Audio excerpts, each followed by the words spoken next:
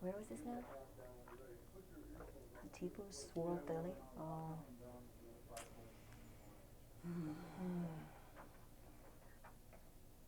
Welcome to the wonderful world of television. It's so lovely to Thank be you. here. You guys are ready to go? Yeah. Ready to roll. Okay. Let me get my earphones on and I'll count you down. Can you hear me, Frank? Frank, can you hear this? Frank, is anybody in there? Hold on. Good thing I did this before we started. Frank isn't here.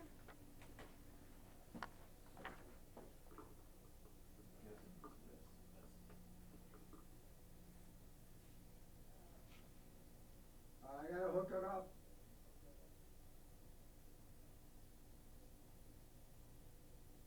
These things just work a whole lot better when they're plugged in, don't they? Yeah, they sure do. Yeah. Oh my gosh. There she is. There she is. Close up of my uneven teeth. Ugh, Oh, that's not what I saw. I saw your eyes. that's better. I see my teeth.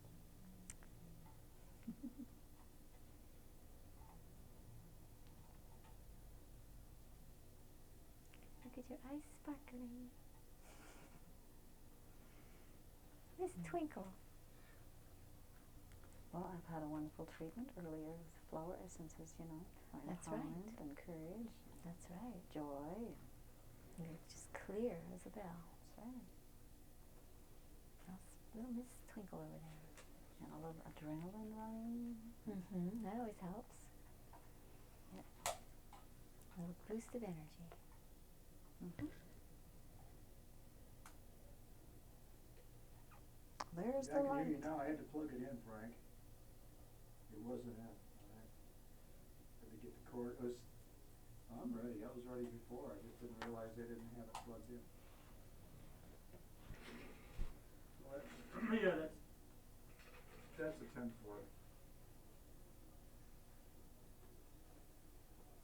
I'm a little bit shiny on my forehead. Put it. Okay. It's a glow. Okay. You have a positive take on everything. Look at my red hair. My God. It's perfect with this So, background. Yeah, I picked it out. Good. Good. Okay. Good.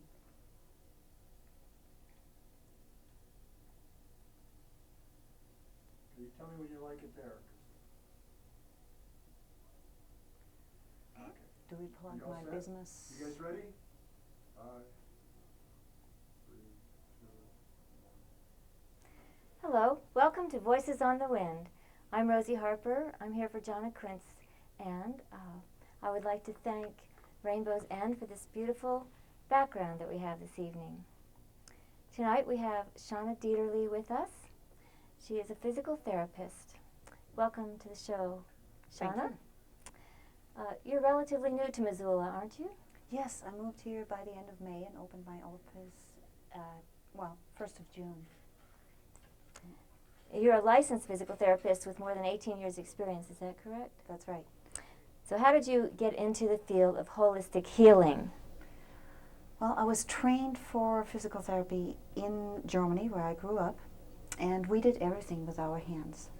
Now, we were taught that our hands are the most valuable evaluation tools that we use all the time, also for exercises with resistive components in it, because the hands give you the most precise, immediate feedback on where the glitches are, how things move, the quality of movement that you don't evaluate with a machine. Mm-hmm.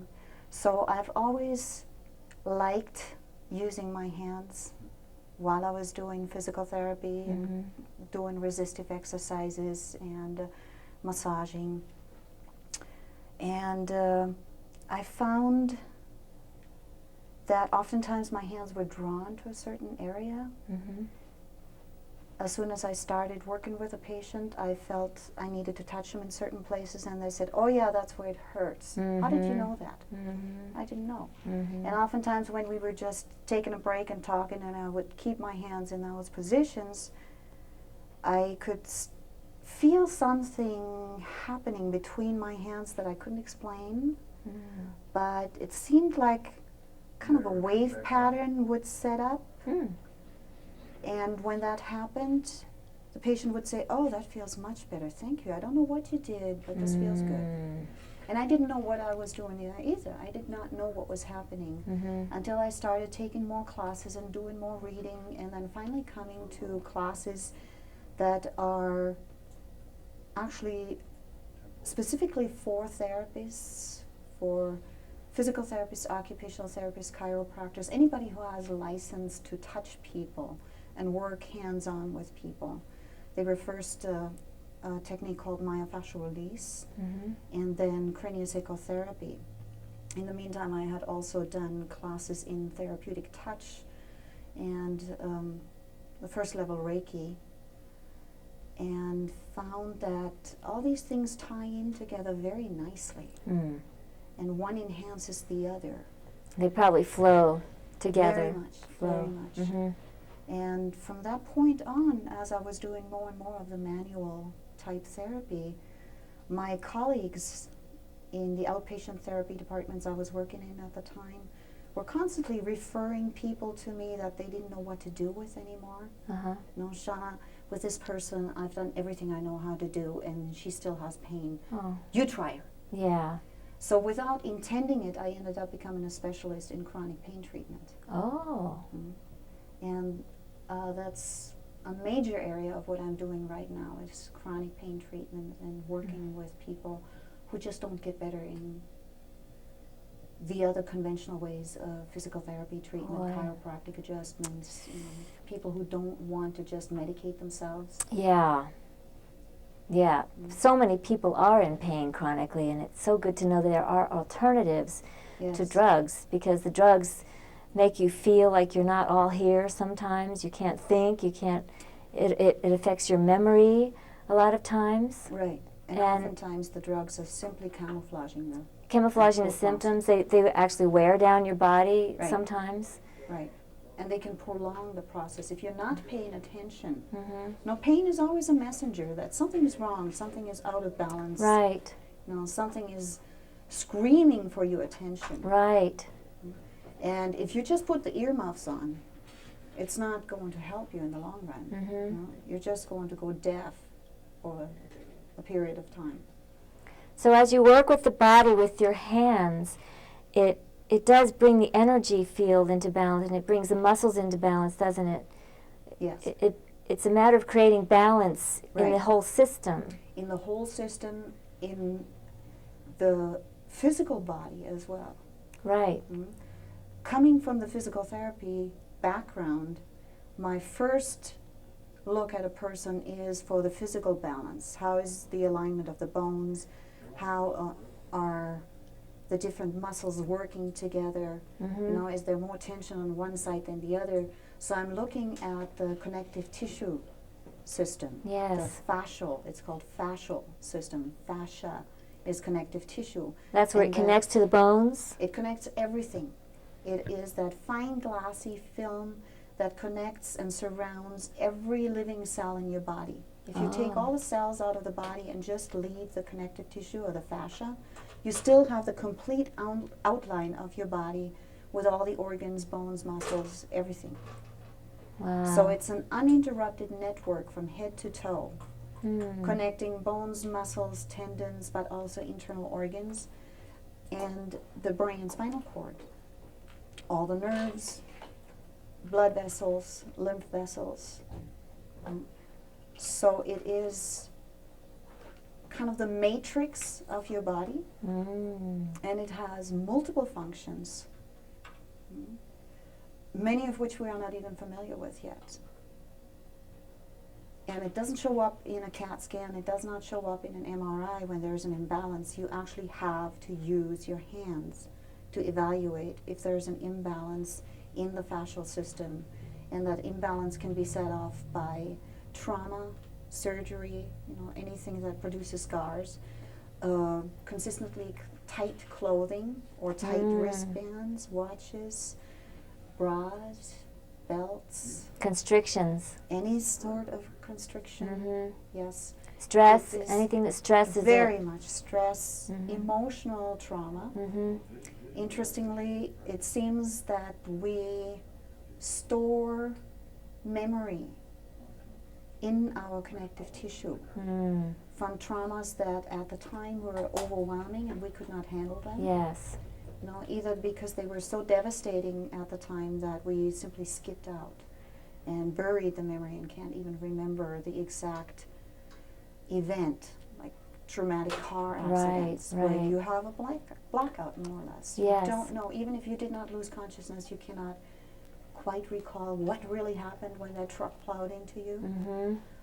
Or in childhood when a memory at the time was so intense emotionally that you did not have the skills to deal with it appropriately at the time. It was just overwhelming. Totally overwhelming. And so it gets buried. It's kind of put away for further use inside the body. But it actually takes a lot of energy to contain those memories and to hold them under lock and seal. So it creates what craniosacral therapists call an energy cyst in the body.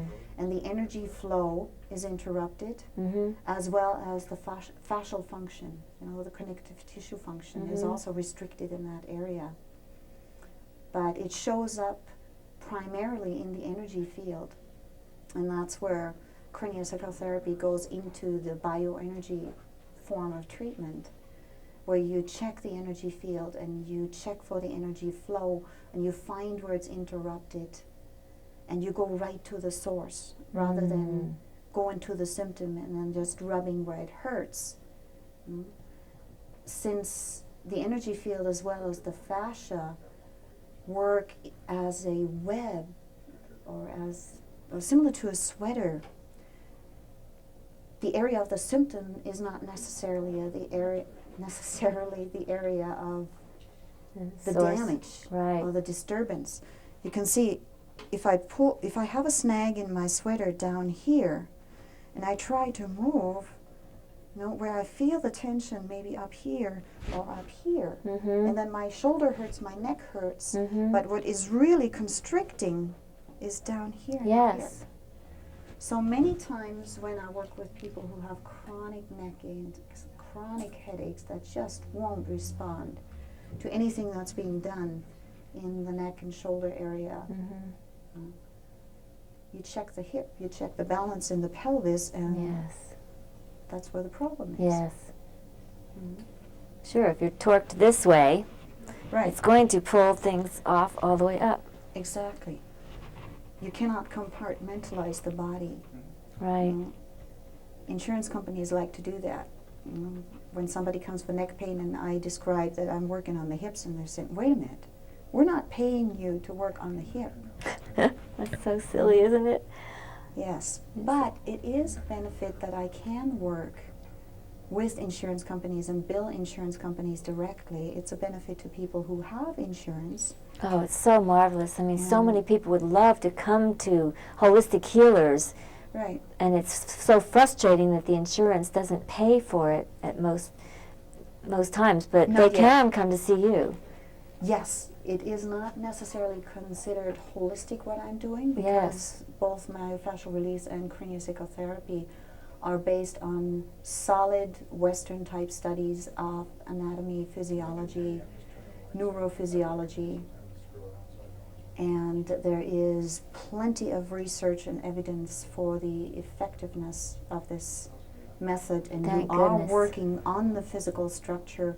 You're using techniques that are described as manipulation, mobilization, and covered under physical therapy treatment codes for most insurances. The only insurance that I don't cover is Medicare, because the restrictions and the paperwork is just overwhelming. Since I'm just one person working a very small clientele, it's just not feasible for me to deal with Medicare. Well, I'm sure, but there's a large segment of the population that you can help. Everybody else, Medicaid, Blue Cross Blue Shield, workman's comp, car accidents. Oh, that's wonderful. Yes.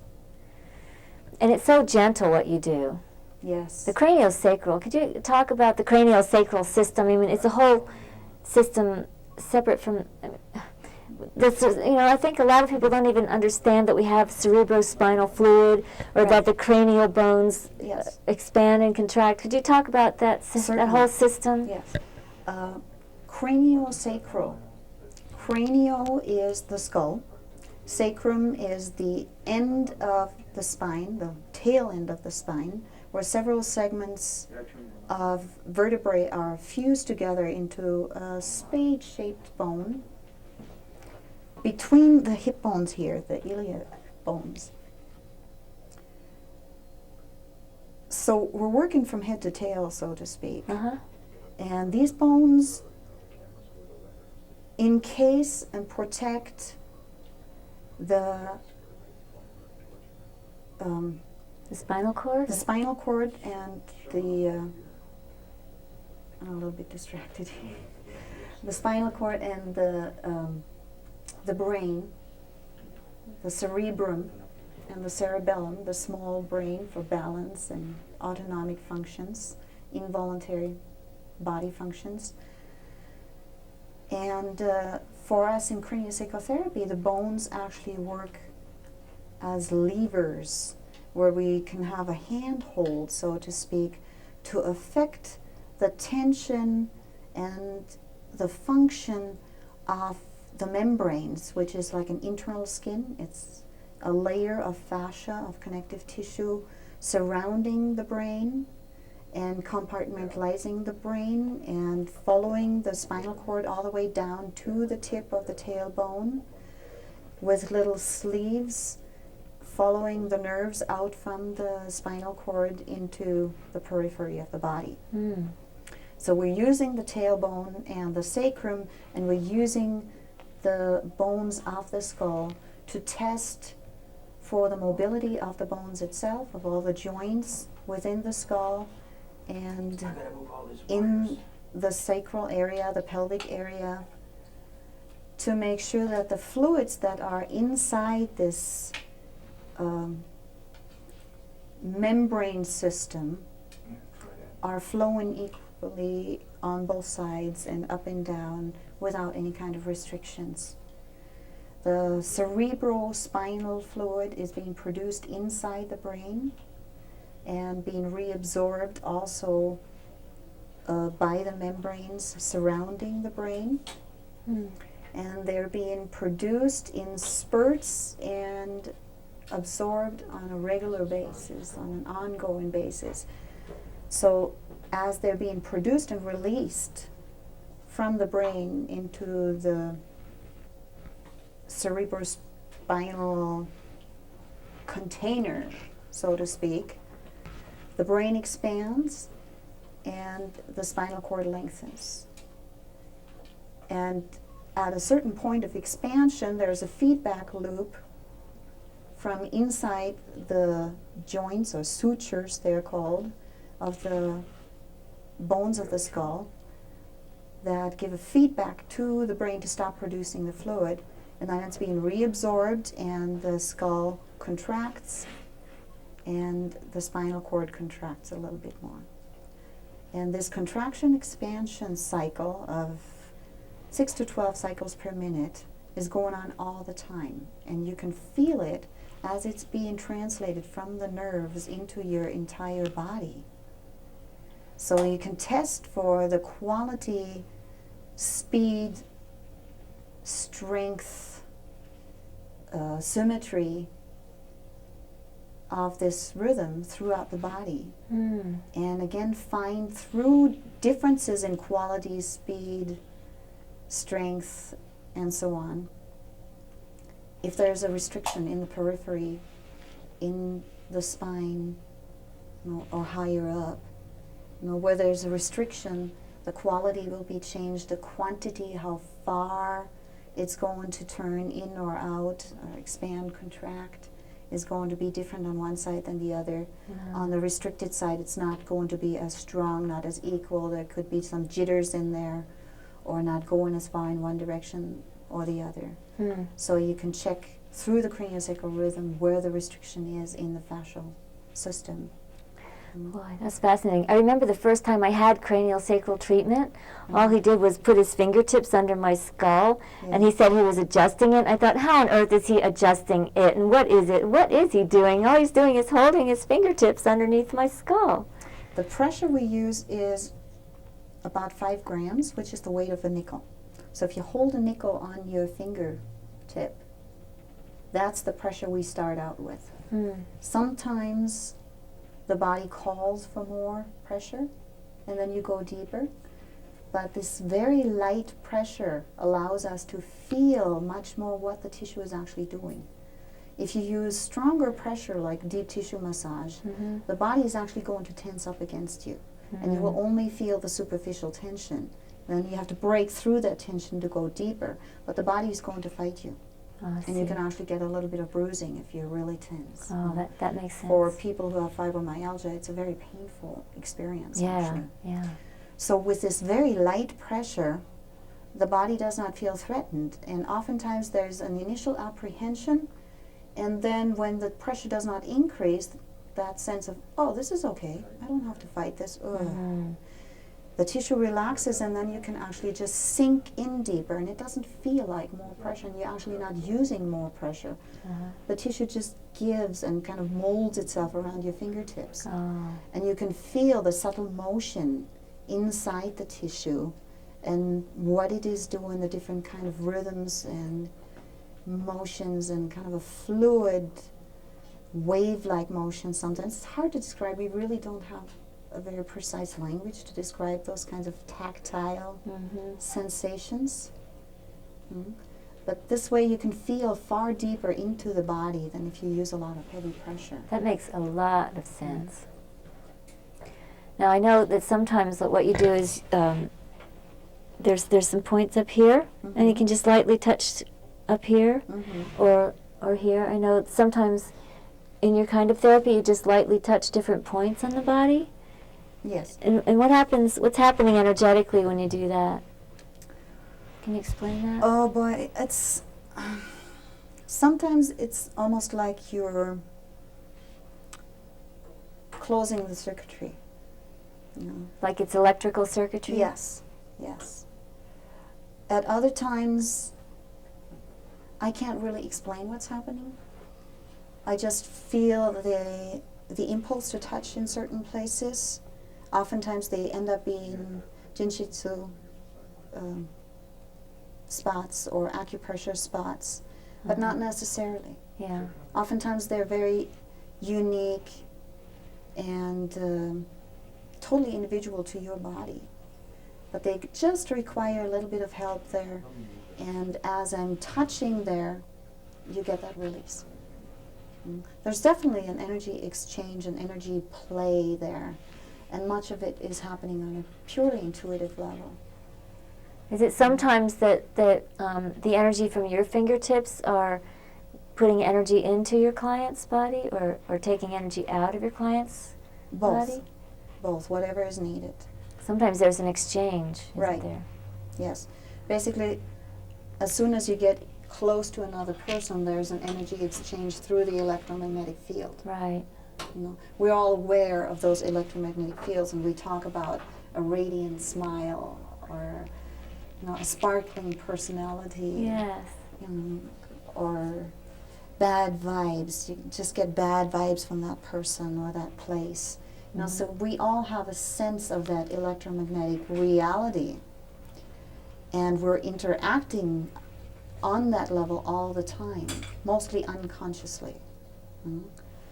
In treatment, you're doing it on a much more conscious level, and you're very closely paying attention to what is happening in this exchange. And for the practitioner, it's very important to be well-grounded and to have worked on my own issues, so that I'm clear when I'm going in treatment. My issues are not interfering with what you need when you're on my table. Yeah, you certainly don't want to come in there all angry No, I and don't. touching people with that energy Right. all riled up inside of you. Or all sad and feeling empty. Right, you don't want to give that, because that would Right. pass through Yes, to it the could other actually person. drain energy from you to me. Mhm. So it's very important to be grounded, to be able to put your own stuff aside or on hold, and to do your own work continuously. The deeper I go with craniosacral the more I have to clear my own issues. Because the next level of craniosacral therapy, in addition to working simply on the physical structure and on the electromagnetic balance, bioenergetic balance, is to work with the emotional issues that are locked into these energy cysts. And it's quite interesting, the synchronicity that happens between the person who is acting as a facilitator and the person who is coming to be worked on. There's oftentimes a lot of resonance between the issues. Oh, so someone who comes in with pain, once you start working on the spot, they may come up with an emotion or an issue, and you find that you can relate to it. Is that what you're saying? Yes. It's something that you're dealing with yourself, or have just recently dealt with, or yes, or it's coming up at a deeper level again. And the more experience I have for myself of dealing with the issue, the better I can stay focused on the patient's needs, on the patient's process, and stay out of the way with my own personal responses. I have to put my own personal reactions on hold, or have to have them cleared already, so that my knee-jerk reactions don't get in the way of the treatment.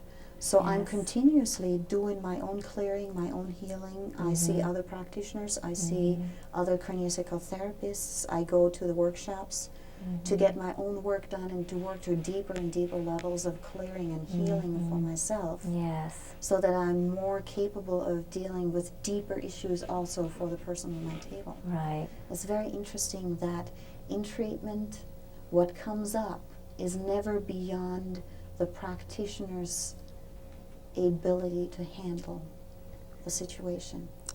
That There's really this supports the beautiful theory part. that there's an energetic web Right. going on, that like attracts like, that we vibrate at the same note, or Right.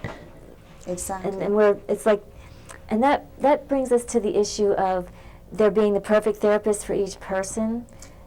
For each time also. And for each time. Yes. Right.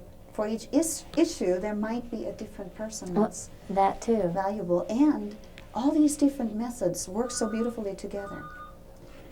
And that does also include allopathic or conventional medicine.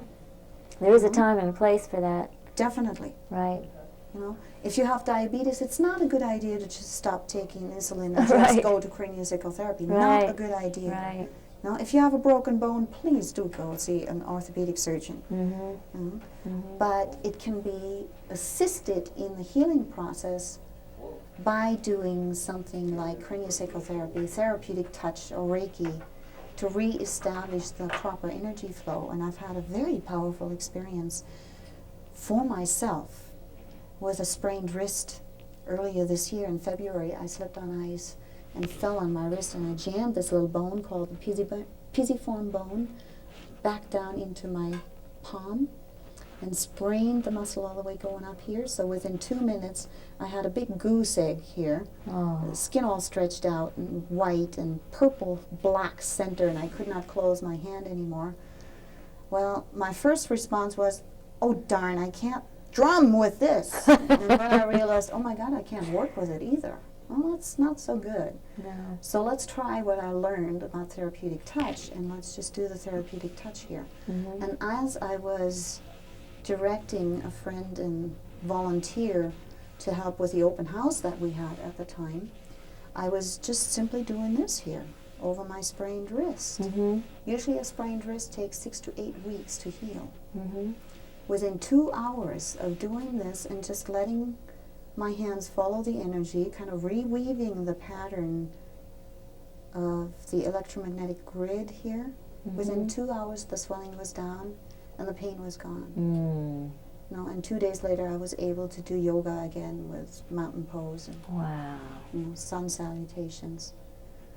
So yes, this is powerful stuff, and the sooner you get to an injury, the better. Yes. It's all working with the electrical grid, as you Yes. said. Yes. Mm-hmm. And The sooner you get that electrical grid straightened out, Right. the sooner the healing will happen. That's right. And That's the first aid. Yes. Mm-hmm. I learn everything through personal experience. I don't believe it until I feel it. I have Right. this very Western scientific mind. Show me. Mm-hmm. And so I've had the opportunity a few times now to find out. One time I sprained my shoulder. One time I broke my nose. And just in a spontaneous reaction, went, oh, darn, put it back in myself and did this here for 2 hours. And I never needed pain medications. I never saw a doctor. I had a tiny little streak of purple here the next morning. Oh. And for 6 weeks when I crinkled my nose, it went but other than that, it looks okay. Your nose is beautiful, darling. Oh, thank you. Well, so many times, for people who don't understand energy work and for people who are new to it, we're going like this, oh, what? I don't see anything happening. It's something that we can't see. No, you can't. But to think of it in terms of an electromagnetic grid helps a great deal, because Yes. everybody understands that there is something called electricity that travels through wires. Right. And if the circuits are broken, well, Right. it's not flowing freely. Right. They know what overloaded circuits are. But to realize that we've got electrical circuitry all around our bodies. It's a grid Not only around and throughout. but actually, when you go into the quantum physics aspect of physical existence, it appears now that the electromagnetic grid is actually what matter is based on. So first comes the electromagnetic grid, and then comes the physical appearance. When you go right down to it, it now appears, at least that's the explanation of the superstring theory, that there are no smallest particles that solid physical matter is made of, but these particles are actually more like standing waves of energy. They're vibrations. And every vibration sets up or is based on an electromagnetic interaction. Wow.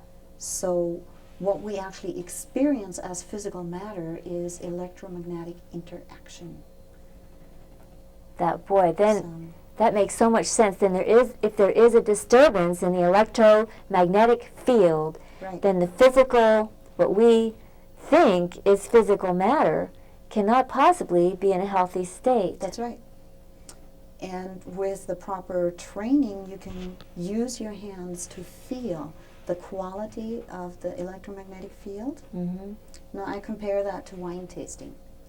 Personally, I have no experience with wine tasting. Blindfolded, I may be able to tell you if it's a red wine or white wine.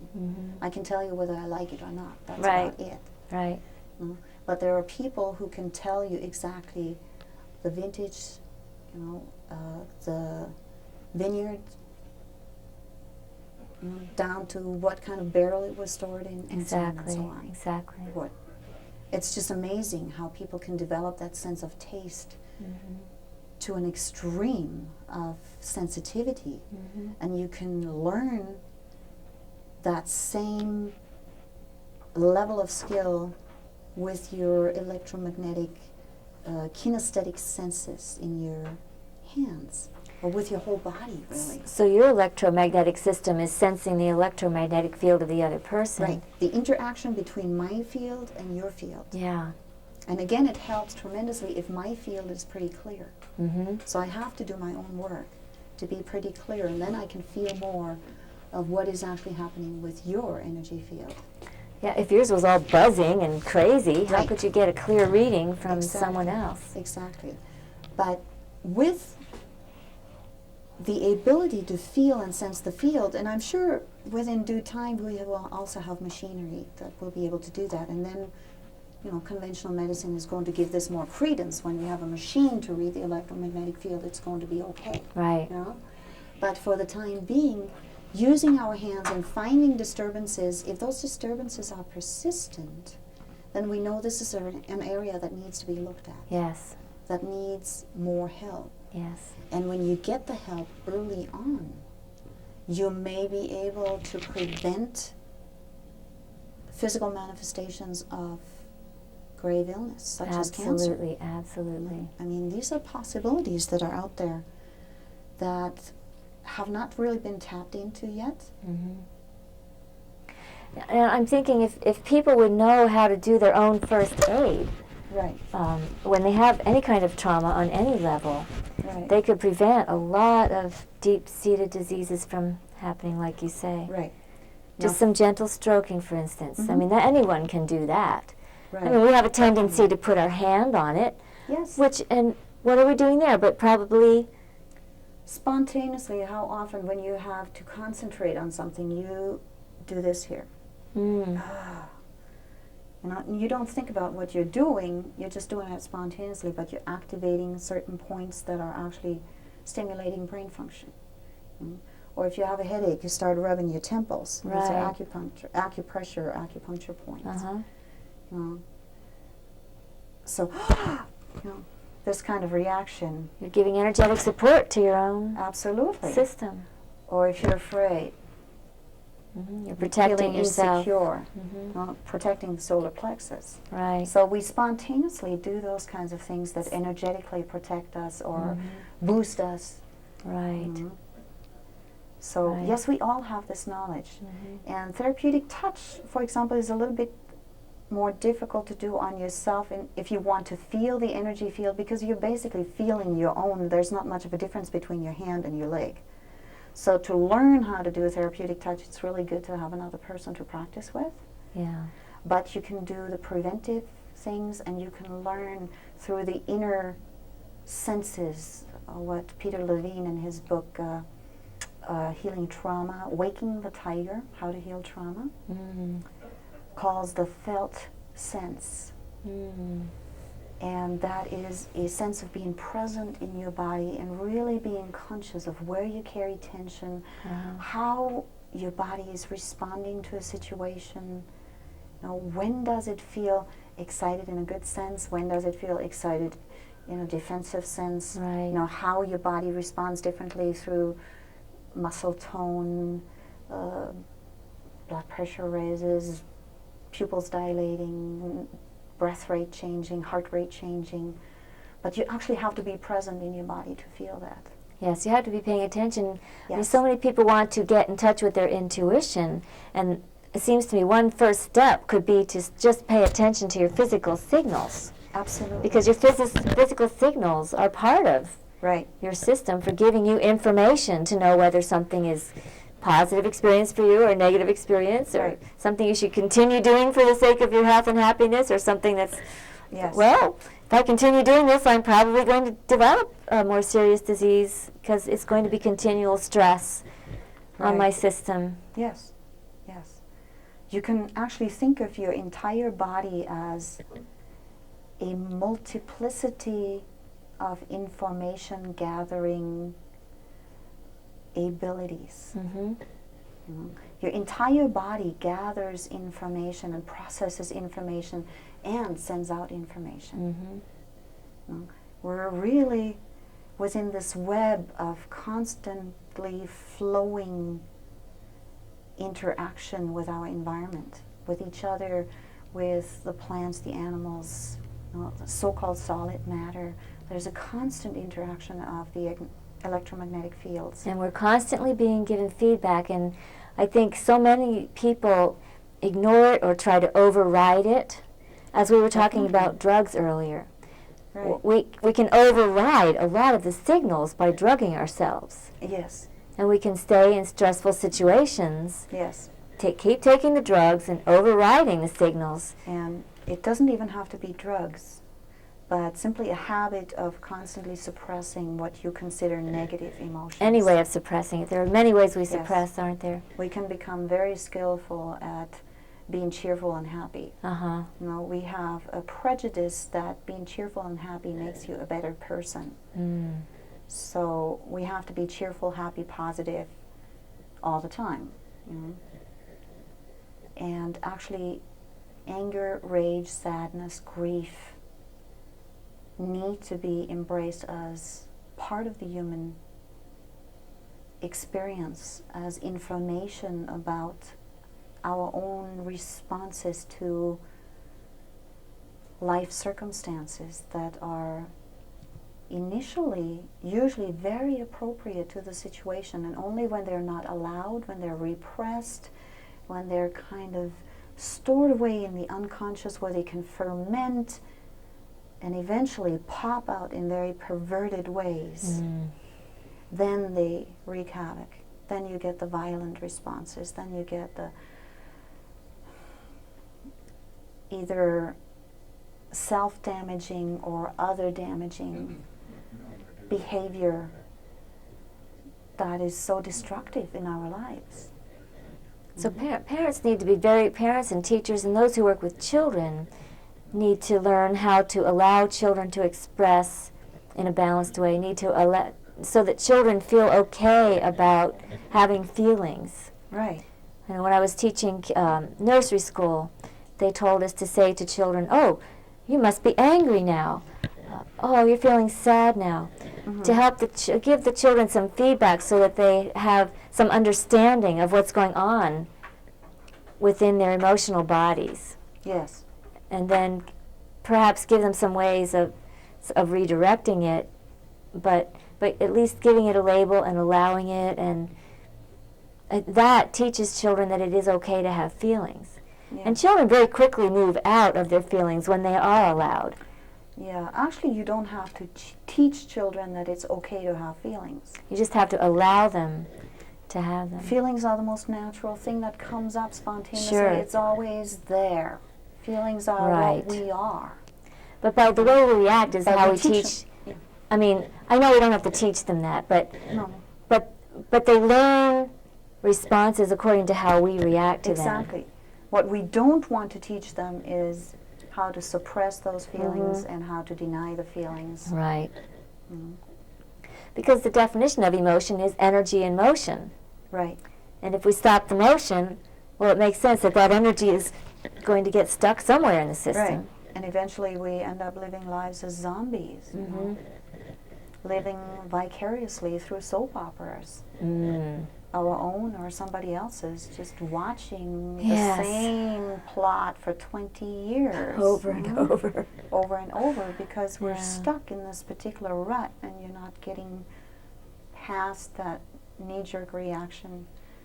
You know, and you're too afraid to really be alive and experience the full aliveness of the deep Yes. emotions, you know, of all of the emotions. Yes. You know, not just the nice ones. Yes.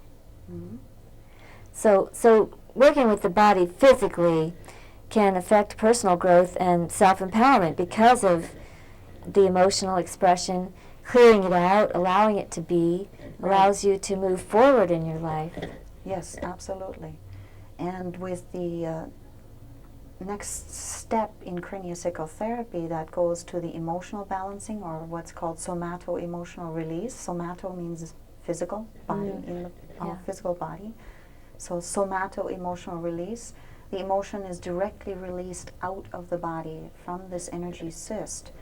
And you're doing it in a space at a time with the support of a professional who does not judge what's happening on the table. Anything goes. Everything is all right. Yes. You very can important. cry, you can giggle, you can laugh, you can Yeah. kick, you can scream, Yeah. whatever it takes. Mm-hmm. And you're getting in touch with a very deep healing power within yourself in this process. Yes. This is really inner directed healing.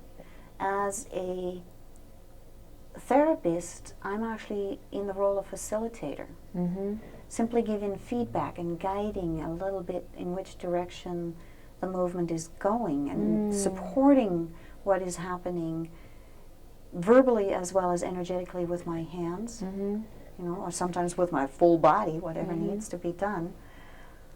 But the direction comes from within you when you're on the table. You're tapping into your body's own wisdom and own healing capacity, and nobody knows better than you in your body Yes. what is right for you. Certain Right. compensation mechanisms may still be needed. And I, as a therapist, may see them and recognize that they're compensation mechanisms.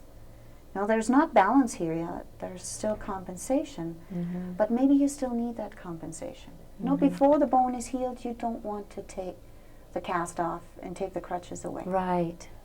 And some Right. bones, Very some good emotional analogy. bones, Very we good analogy. just take a longer time to heal. Mm-hmm. Especially when they're being rebroken over and over and over Yeah. again. And that happens. So then you don't want to take away that compensation mechanism. And with craniosacral therapy and somato-emotional release, you are not imposing your will as a therapist on the person on the table. You're asking their body, their inner wisdom, or their inner healer, how can I assist? And then only what is ready to be released and only what the person on the table can handle is actually going to come up. And it is going to come to a resolution during the treatment time, otherwise it wouldn't be coming up. Mm-hmm. And the resolution is uniquely yours. Yeah. When you're on the table, it is uniquely tailored exactly to your need because it comes from within. Mm-hmm. And as a practitioner, I'm always amazed at the ingenuity of the mental, emotional solutions that we come up with in negotiations with our own body, with our body parts, with our psychological archetypes, and so on and so on. It's really amazing, and I'm just in awe of this wisdom within our bodies. We are miraculous, aren't we? Indeed we are. And I also know that there's such a thing as a healing priority. Right. And if we try to address something that is not the priority, then the healing won't take place. It's like it's kind of a snowball effect. I mean, if sometimes you may have 10 different things going on that are bothering you. If you take care of the thing that's on top, the priority, oftentimes the other things, They'll just fall away. they will fall in line. Right. But if you try to start at the bottom, the things on the top will still remain. Yes, exactly. So oftentimes treating the symptom is not in your best interest. And then at other times, before you can really get to that keystone element, there's all these other layers that you may have to work through. The more tender and sensitive that keystone issue is, the more threatening the experience that set off the defense mechanism here. The more layers of defense you've built up. And sometimes it takes gently, like peeling the onion layer by layer before you actually get to that key point. Right. And then all of a sudden you hit it and wow, all this Yeah. other stuff starts happening. Yeah. You know? But it's usually not a one-time deal and then you're done with it. Because we are biological creatures and we form habits. Yeah. Now, they're actually kind of hardwired in our central nervous system, in our entire body. Boy, they sure are. And so it takes some conscious efforts to change our habits and to create new habits. Boy, you know, I just had an Over time. experience last week. I know it was this week about the body memory. Oh, yeah. I used to be a school teacher, and I had a lot of very painful, traumatic experiences as a school teacher. Yes. Well, I've been off for years now. I hadn't done it for years, but on Tuesday I went back into a school as a substitute teacher, and I had a very pleasant day. Wonderful. But afterwards, I had a very strong pain in my neck. So I called my healer friend and asked her what to do. She got me all straightened out, told me how to get the pain out. And I said, "What is it? What caused the pain?" She said, "Your body remembered the trauma of the past." Yes. And she said, "And your mental, emotional body couldn't believe that you had a pleasant experience." Right. So it didn't fit, it didn't compute, and so the whole Yes. system went Yes. haywire. Yes. But again, the synchronicities come into play, and when such old memories come up, it's not a negative thing of, oh my God, here I'm dealing with the same stuff again. I thought I was done with it. That may be an initial response, but actually it is an opportunity to go deeper with it. Yes. If you look at habits like a rope, you start with one thread, the thread initiating from the initial injury. But then that sets up a belief. And this belief is going to actually produce your reality. It's going to be reflected by your reality. So then you're going to prove to yourself that what you believe, that you're being abandoned, for example, that you can't trust people, is going to put the next thread into the equation. And they start winding around itself. And so it's already a little bit stronger. And you do that since, or let's say starting at the age of 1 year old, and you do that for 40 years, you've got a solid rope. I mean, you can hang a tanker from that thing and tie it up at dock. So you can't expect to go and just have one profound experience with a healer, with a therapist, with a shaman, or whatever, and then be done with it. That's not realistic, because that's not our biology. We wish we could do it that way, just one time, and have our computer reprogrammed. It doesn't quite work that way, in my experience anyway. My experience is that we have to unravel the rope or cut it strand by strand. The sharper the knife, the better. But it's still a process. And you have to be patient with yourself, and you have to learn in the process to be loving and accepting of yourself. That's the biggest healer, is love. It is. And it has to start within yourself. You actually don't heal another person. You only heal yourself. Right. Any healer who tells you that I am healing you has a lot to learn. There's a lot that needs to be happening for that person in his or her own healing. So, but misunderstanding. Right. As I am healing myself, I can make my presence available to others who also want to heal themselves, and I can assist them with my skills in their own healing. That definitely changes the dynamics. I think over history, people have seen the doctor as the one who is healthy. He is healthy. I am sick. He fixes me. He is knowledgeable. I am not. Right. He's educated. I am not. Right. Whereas this is natural holistic healing. It's more of an even exchange. It's more of being available. It's more of being a support system. And that's where the empowerment comes in. You're moving from a hierarchy to a lateral cooperation. Right. A cooperation. Yes. Where you have these skills, the doctor has these skills, and you make both skills available for each other. And actually right now, the way conventional therapy works, or conventional medicine, doctors are among the sickest people in the population, with, among the professionals, one of the lowest life expectancies. No kidding. Their stress levels are enormous. Wow. Yes. Because they have the full responsibility for fixing people. Tremendous responsibility that is being delegated to them, and they take it on. So you have to have a very strong ego structure to be a doctor and to make these decisions, that are really oftentimes life and death decisions.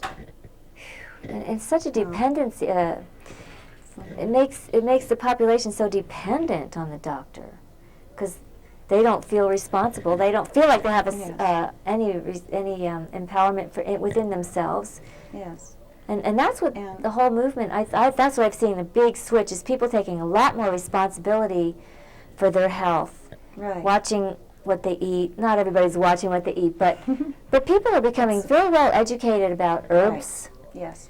Being able to cure their own colds. Right. Watching their stress levels. Right. Finding out how they can prevent disease. Right. Which is take a big strain off of those who used to be the healers.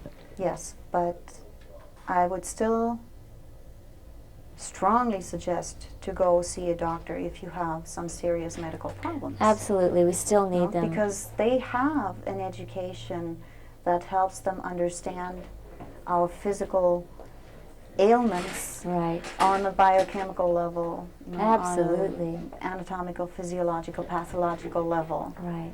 that at the moment is not at your command. That's right. You know? At the same time, educate yourself as much as you can. Right. You know, go to the library, get the books. You know, Right. read up on whatever seems to be the problem. You know? Be an active participant in your own healing. Don't give all your power away.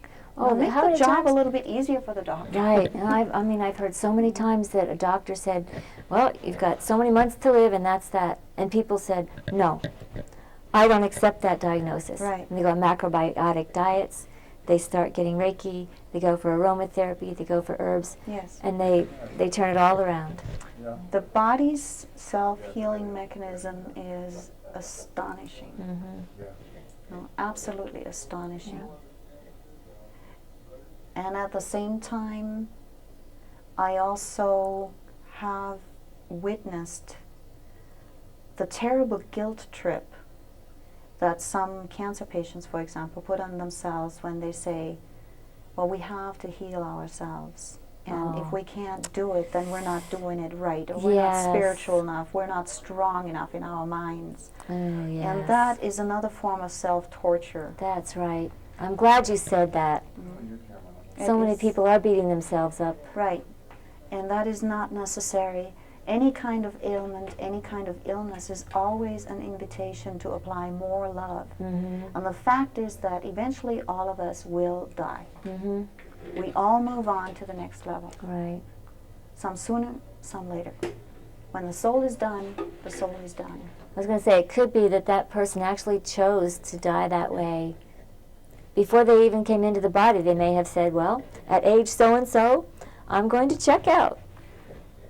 Yeah, I don't think that's quite that predestined. I think we always have choices, but when we have made choices that are severely damaging to the body, the soul may choose to say, let's start from scratch. Mm-hmm. Yeah, we also need to see death in a new light. And Yes. We are seeing it in a new light with all the books that are coming out, Embraced by the Light. You know, we're Mm-hmm. becoming so aware of the afterlife, and seeing, knowing that, I mean, religion's always taught that we are eternal, but I think it still has been hard for people to grasp that. There is an innate fear that we really just are physical beings. Yeah. And that comes through our present time mythology, which is based on Newtonian physics and Darwinism, that separates mind from spirit from body. Mm-hmm. And that basically places so much more value on the measurable, quantifiable, physical, tangible, Mm-hmm. that actually denies the value and importance of the intangible, Mm-hmm. such as emotions, such as spirit or Mhm. soul. Mm-hmm. You know? So there's an awakening right now in our society that says, well, we have all this material progress, we have all this technical proficiency, but are our lives really better? Right. Is our quality of life really what we want it to be? Quality of life. And in many cases the answer is no. The quality is not nearly what we would like it to be. Mm-hmm. There's an emptiness, there's a hole, and there's that fear that I think is based on a deep sense of missing out when you're only looking at the physical and you're just so focused on simply the stuff in your life. Yeah. You know, when you're approaching the end of life, you're looking back and saying, well, what did I actually do with this opportunity? Maybe not enough. Mm. And then you try to hang on to every breath. Mm. So it's maybe not even so much the fear of death as it is the fear of having missed out on life. And not having lived it the way you wanted to.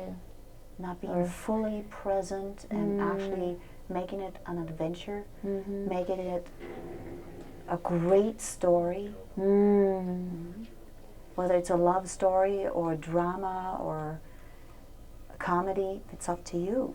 Oh, I love the idea of stopping and saying, what story have I written so far, and what story do I want for the rest of my life? That's right.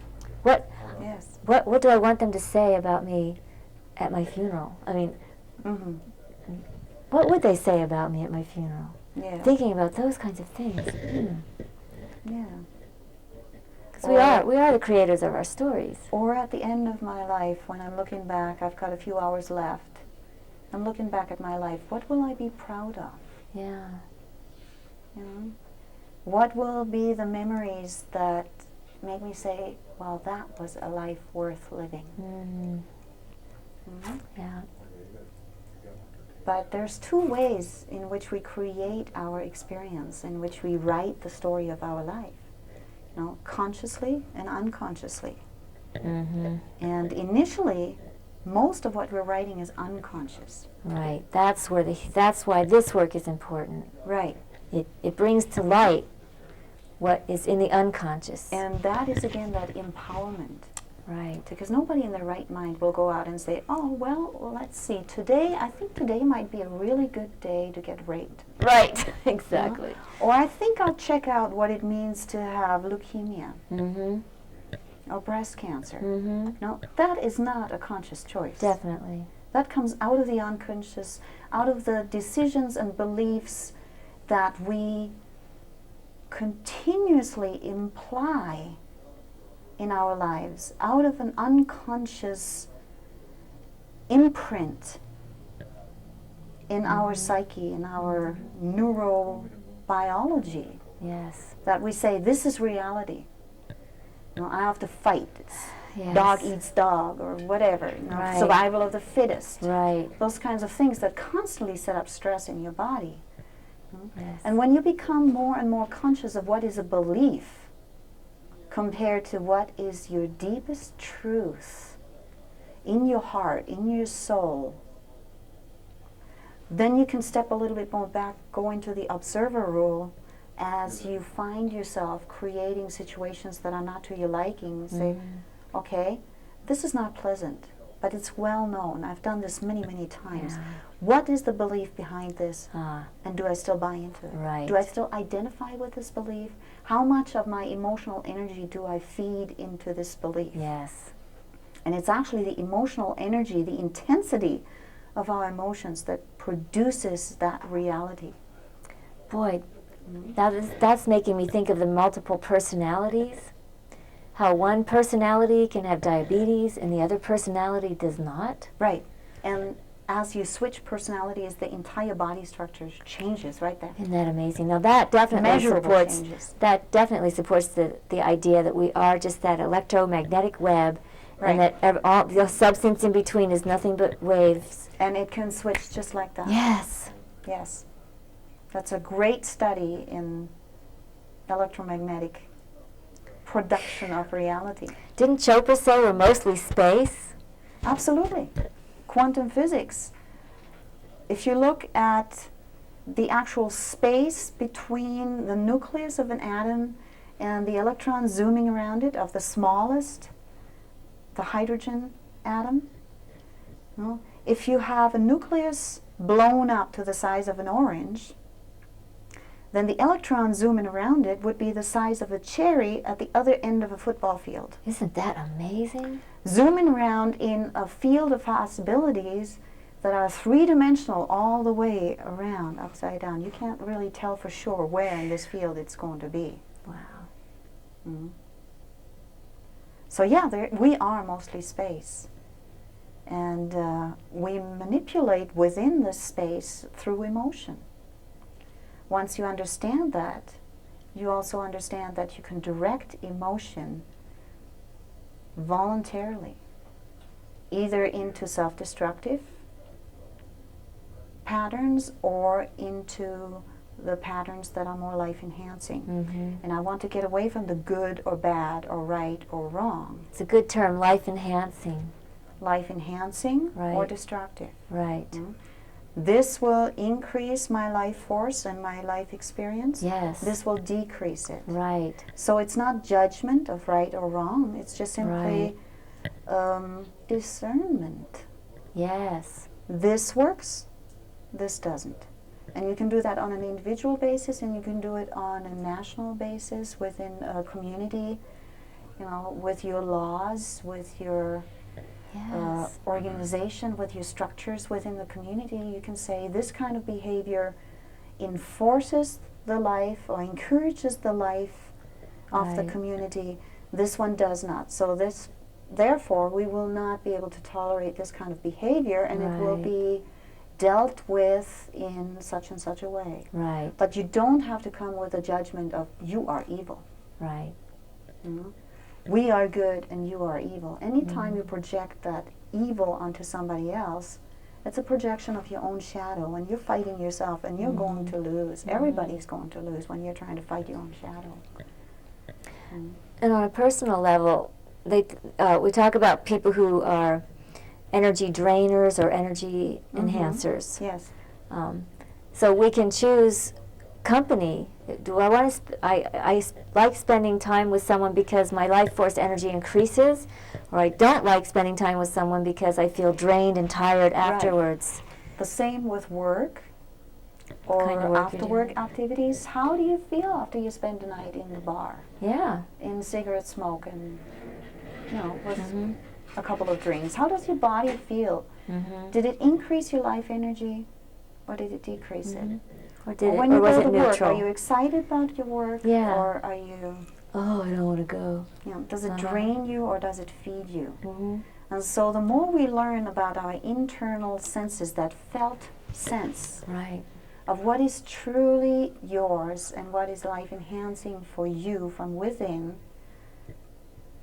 then you can make those conscious choices. Again, that's that empowerment Yes. that you learn through being present in your body and very much aware of what your body is telling you in terms of this makes me grow, this makes me shrivel. Right. And once And we there's start always a identifying balance. those, we may be afraid to make the changes that would give us more life force energy. Right. And so sometimes it helps to come to a person like you to, you can support people through the changes. If they Right. need to make a change, Right. somehow working with the body can give them the courage to make the changes. Absolutely. We're not in this alone, and it's actually a lot more fun to play together. It is. Yes. You don't have to do it all on your own. And actually, Right. since the process is about love, self-love, and love for others, the more you can let this flow between people, the more it grows. And it's actually a lot more fun. And we need to take the stigma off of seeing a therapist. The judgment about, I need to see a therapist because I'm sick. Something is wrong with me. Yeah, I got screws loose. I'm crazy. Right. I'm not good enough. Whatever. All the things No. we've done to ourselves over the years. Seeing a Yeah. psychiatrist Right. means something awful. Yes. You're faulty. Oh, but to see it as getting support for being who you are. Right. There's nothing wrong with that. We all need each other. That's right. I think in ancient tribes there was just automatically more support. Absolutely. You think of the women, let's take a Native American tribe where the women sat together all day weaving and the men went off together hunting. Right. And they were together. They were in groups. They weren't alone. Right. We There's have so always much a group of isolation now. Yes. We don't have the supportive family that we used to have. Right. We don't have the support of the tribe that we used to have. Yes. And But, this is So- kind of an experiment, especially here in the United States, the experiment of humanity of extreme focus on individuality. What are the positives? What are the negatives? What is life enforcing? What is life detracting? And how to find the balance in it. And the balance is so important because if you only have life enforcing forces, what you get is an overgrowth. So you also have to have some of the life restricting forces that keep a population from overgrowing. If you only have growth, even within your body, it's actually cancer. There has to be that counterbalance of restriction, so you can stay within this life-supporting parameter. There needs to be some boundaries, like, well, dogs. Take dog, for instance. Mm-hmm. If you let a dog do whatever it wants to do, they say that the dog really isn't happy with itself. The dog is happier if you give it some restrictions and it learns some behaviors, Mm-hmm. and it can say, oh, look what I learned. I learned to control myself. I've learned to Right. control my behaviors. The same for children. Has more self-confidence, the same with children. Yes, a sense of security. Uh-huh. No. Knowing some limits. Right. Some limits and some boundaries. Yes. First you have to learn the limits, so then you can transcend them. Right. Mhm. But it's this wonderful contract, expand cycle that you find everywhere in nature and throughout the universe. You know, the life-supporting parameters are always a dynamic balance. It's never static. No, it's never just this way and then it stays that. There would be no evolution, there would be no change, no growth, no fun. No, it's through exploration of the limits, as far out as we can go and as far in as we can go, as far right, as far left, as far up or down, that we learn how to manifest and create within this medium of duality. That's the challenge and the fun in it. And then that brings us to trauma and tragedy. Sometimes, well, we probably always, in a tragedy or a trauma, there is some gift. Absolutely. Some gift for our growth. So Yes. we can choose to stay with the tragedy and the trauma and be negative and angry about it, or we can say, what is the kernel of wisdom in here for me? Right, Am I going to pull myself out of it, or am I going to stay stuck in it? right. And you can dynamically go back and forth between anger and acceptance. And that's actually more of the natural, healthy process that the emotions swing. You know, and when you allow yourself to be angry, when you feel angry, the anger passes like clouds. And you're going back to the level of acceptance, and you may feel very accepting for it and have great conversations with your family, and then it swings back to the pain and the anger. So, you know, you have to allow for that flux, for that flow, and support both, and not get stuck either here or there. So then we have to have appropriate ways to express anger. Right. Yes. Anger, fear, grief.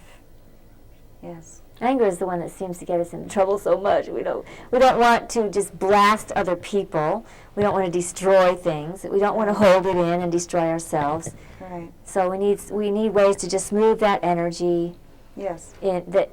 so that it doesn't destroy.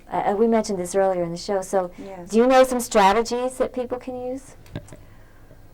Well, that's really not so much my expertise. You know, this is more something for a counselor maybe. Okay.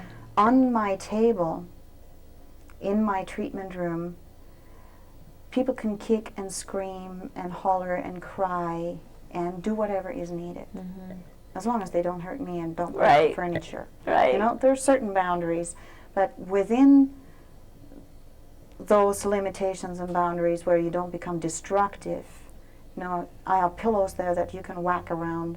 You know, you can scream into the pillows. You can, you know, pummel the table with your fists or with your heels. You know, and the body usually has its own way of very appropriately expressing that anger in the situation. Sometimes I just have to move to the side, and sometimes I actually have to give some resistance so that the person can fight even harder and get that residual physical adrenaline worked out. Yes. You know, to find kind of an imaginary resolution to an old trauma where they were not capable of fighting back. And now in therapy, as we're doing this, the body wants to free and liberate itself from a restraint that it's been holding for a long time, and then I may actually be physically involved in restraining you initially until I feel there's that sense of within the person, and then I give, and it completes the fight or flight response that was incomplete many, many years ago. Very good. So I can only talk about that aspect of what I'm doing. Well, that's a way. You talked about pounding pillows, kicking and screaming. I mean, if you go into your own private room and pound some pillows, that moves the energy out of your body. Right. It gives it expression. Right. And you're not hurting anyone unless you pound so hard that you hurt your own body. But Yes, you want to pound on something that's soft enough. Right. And pound on something that is not a living thing Yes. with its own feelings. Right. You know, and pound on something that doesn't pound you back. Very good. Very soft pile of pillows. Right. Well, I don't know how we're doing on time. It seems to me we've covered. Yes. Is there anything that you haven't gotten to say that you wanted to say? Basically where I'm practicing and how you can get a hold of me. Yes, very good. So I have a small office located on 131 West Spruce Here in Missoula. here in Missoula. And the telephone number to contact me is 550-3890. Thank you. And I do treatments by appointment only. And I can say it is a lovely office space. It's got a beautiful window to a tree. And it feels very peaceful. It's very quiet. It feels very safe there. And I've had a treatment with Shauna that was wonderful. That was a She's pleasure to work with you. Wonderful. Yes. She is truly lovingly supportive. She's truly a loving presence who is very knowledgeable and skillful. Thank you. So I highly recommend her. Thank you very much. Shauna Diderly. Thank you very much for being with us today. My pleasure. Could I ask one question? Yes. In like anger management, could you explain why Osama bin Laden felt he had to bomb the Trade Center? Oh gosh, do we really want to go into I don't that? think we need to go into that. That's too No. deep. Frank- That could go Frank forever.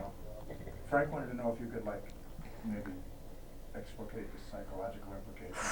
That is just so involved. I don't think think we we- know the truth about that. I don't think we want to touch on that at all. No. We are definitely not political No. analysts. That's not for us to talk about. Okay.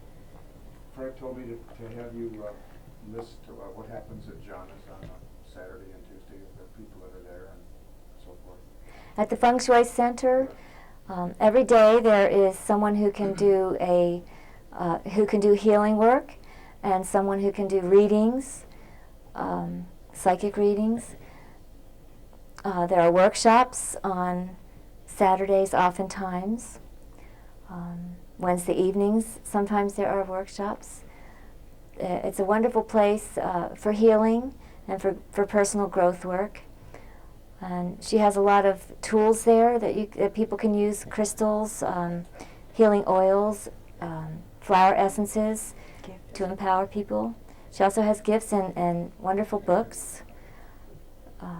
It's actually a healing center, the Feng Shui Center is. And she's got a schedule printed out that you can check with her to see who's there on a daily basis and a monthly basis. Does that answer the question? Where's it located? It's at 115 West Main here in Missoula. She's got a beautiful blue awning out to identify her. Couldn't hurt to it once. Okay. We're having some communication within the studio here. Yeah.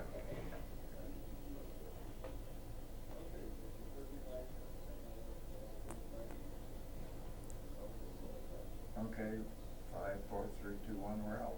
It's a wrap. All right. Nice job. Boy, we got into some areas that I didn't even think we would be touching on. That's cool.